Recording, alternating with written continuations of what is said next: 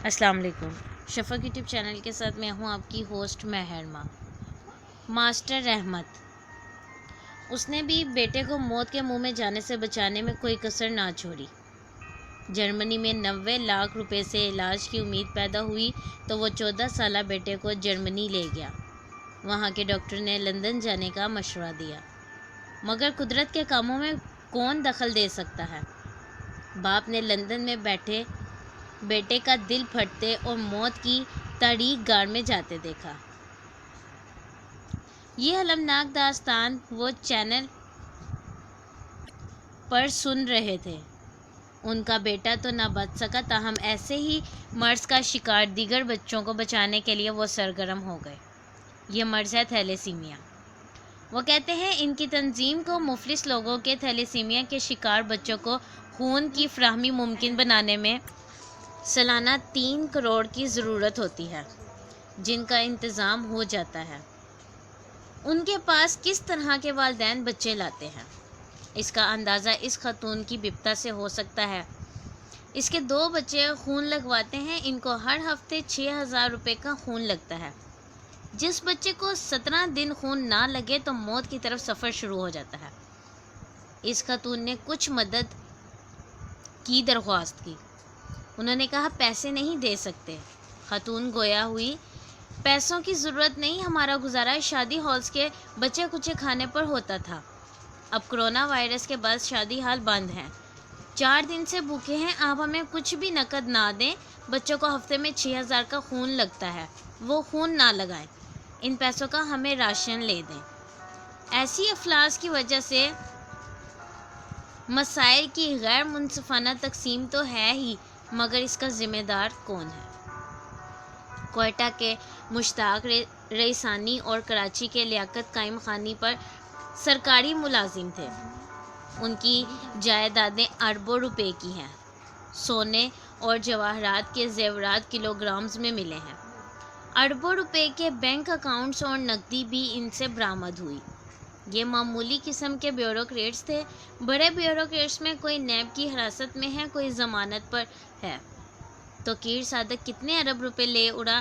آہا چیمہ، فواد حسن فواد جیسے لوگ کینسر بھگت رہے ہیں۔ میاں نواز شریف پر کتنی کرپشن کے الزامات ہیں؟ میاں شہباز شریف کس کس کیس میں ماخوذ ہیں؟ اسحاق ڈار کے اثاثے کتنے سے کتنا گنا بڑھ گئے؟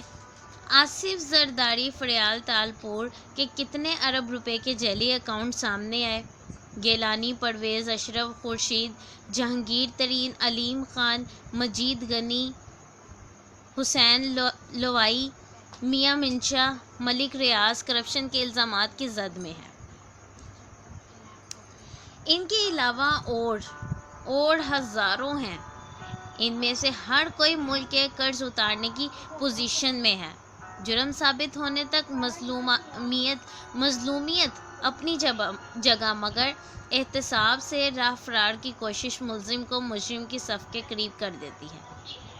شہاب نامہ میں قدرت اللہ شہاب اس دور کا قصہ لکھتے ہیں جس میں جنگ میں ڈپٹی کمشنر تھے۔ پرائمری اسکول کا استاد رحمت الہی میرے دفتر میں آیا۔ وہ چند ماہ کے بعد ریٹائر ہونے والا تھا۔ اس کی 3 جوان بیٹیاں تھیں۔ رہنے کے لیے اپنا گھر بھی نہ تھا، پینشن معمولی ہوگی۔ اسے یہ فکر کھائے جا رہی تھی۔ اس نے مجھے سرگوشی میں بتایا، پریشانی کے عالم میں وہ کئی ماہ سے تہجد میں اللہ تعالیٰ کی بارگاہ میں فریادیں کرتا رہا ہے۔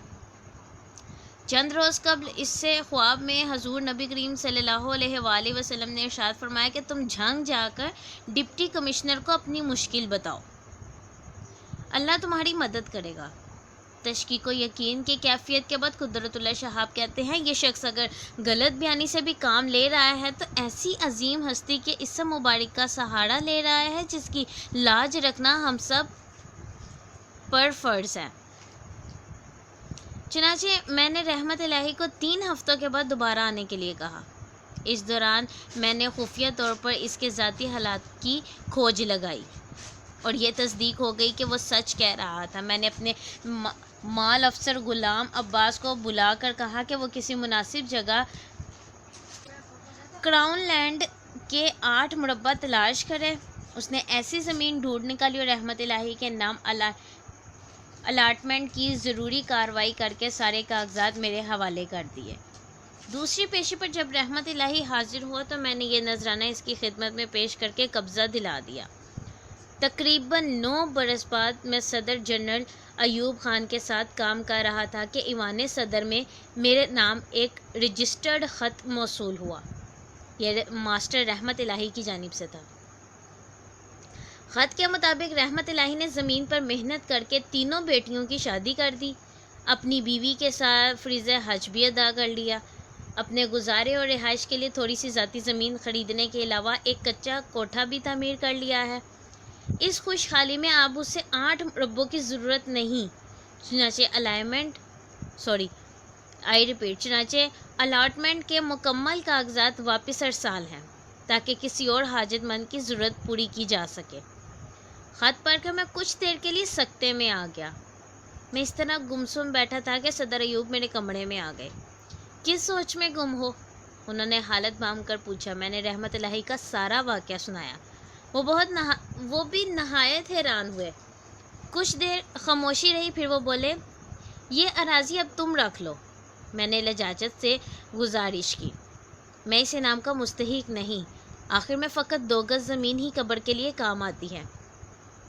یہ بھی ملاحظہ کر لیجئے کہ شہاب صاحب کو مستری کا 1000 روپے خراج کا کلیم موصول ہوا۔ اس کی غربت کو دیکھتے ہوئے اسے 1500 کا فارم پر کرنے کو کہا۔ اس نے ایسا کرنے سے یہ کہہ کر انکار کر دیا کہ اس کی مشین کی قیمت ہی 1000 تھی۔ شہاب صاحب نے کہا، جب خریدا تو 1000 ہوگی، اب قیمت بڑھ چکی ہے۔ نہیں صاحب، کسی بھی چیز کی قیمت اس کے استعمال سے زیادہ نہیں کم ہو جاتی۔ کسی نے ملک کو لوٹ کر جائیدادیں بنائیں یا قرض لے کر جائیدادوں میں بہت اضافہ کر لیا، مبارک ہو۔ اب ماسٹر رحمت الہی کی طرح اصل زر لوٹا دیجئے۔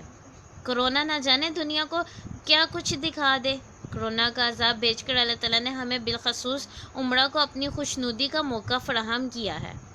قدرت اللہ شہاب کی طرح بہت سے لوگوں کو 2 گز قبر کی خوشگمانی ہوگی۔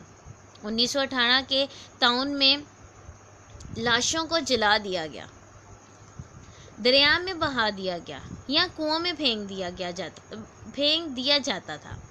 بے شک یا بے شبہ موت برحق ہے، مگر قبر نصیب ہونے پر شک ہے۔ شکریہ۔ اس طرح کی مزید ویڈیوز سننے کے لیے شفق یوٹیوب چینل کو لائک اور سبسکرائب کرنا مت بھولیں۔